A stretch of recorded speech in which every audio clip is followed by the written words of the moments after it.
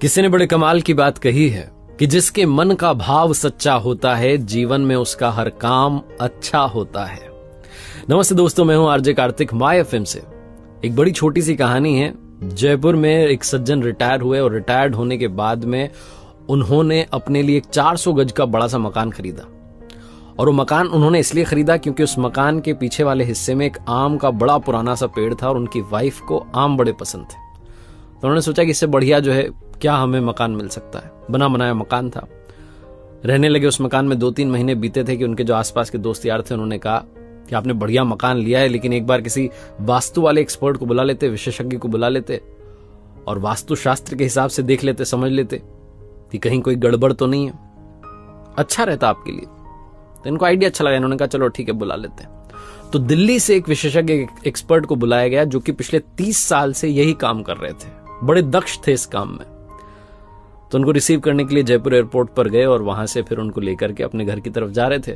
तो पहले तो रेस्टोरेंट में उनको बढ़िया सा राजस्थानी भोजन करवाया, लंच करवाया। और जब जा रहे थे सड़क पर, जब गाड़ी चल रही थी, तो वास्तु वाले एक्सपर्ट देख रहे थे कि ये जो सर जी थे जिन्होंने घर खरीदा था, ये कोई भी कार आती है ओवरटेक करने की कोशिश करती तो उसको जगह देते थे आराम से कि वो निकल जाए।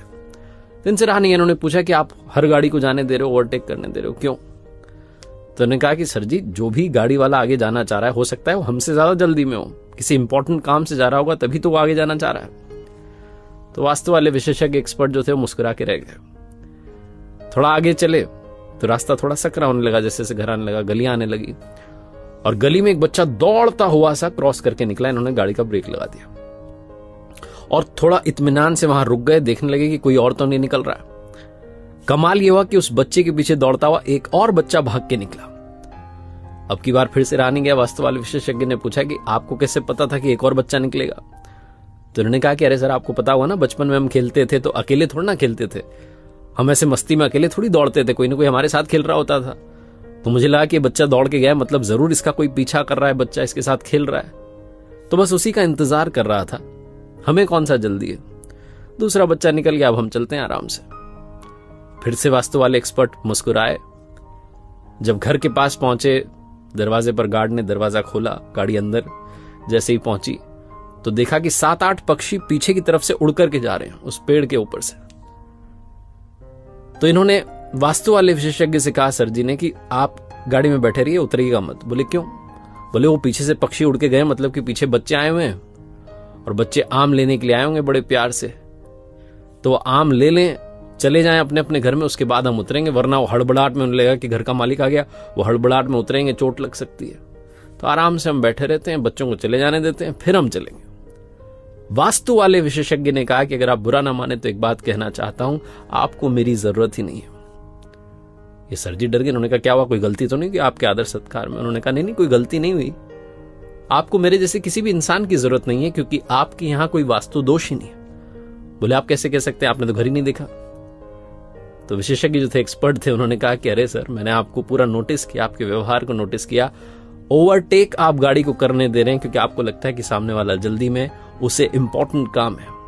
आप उसका ख्याल पहले रख रहे हैं। गली में बच्चा दौड़ के जाता है तो आप दूसरे बच्चे का इंतजार करते हैं कि पहले वो भी निकल जाए। और यहां घर आए तो आप इस बात की प्रतीक्षा कर रहे हैं कि जो बच्चे आपके आंगन में से आम चुराने आए हैं, जिन्हें आप कह रहे हैं कि प्यार से आम ले जाने आए हैं, वो चले जाए, उनको कहीं चोट ना लग जाए। जो इंसान अपने से पहले दूसरों की खुशी का ख्याल रख रहा है, उसके घर में, उसके आंगन में किसी भी तरीके का कोई वास्तु दोष हो ही नहीं सकता। इन्होंने कहा कि आप आ गए हैं तो एक बार घर में अंदर तो आइए, नाश्ता कीजिए। बड़ी छोटी सी कहानी है, लेकिन सार ये कहता है कि अगर आपके मन का भाव सच्चा है तो जीवन में आपका हर काम अच्छा है। जिसका मन पवित्र होता है उसके आसपास किसी भी तरीके का दोष भटकता नहीं है।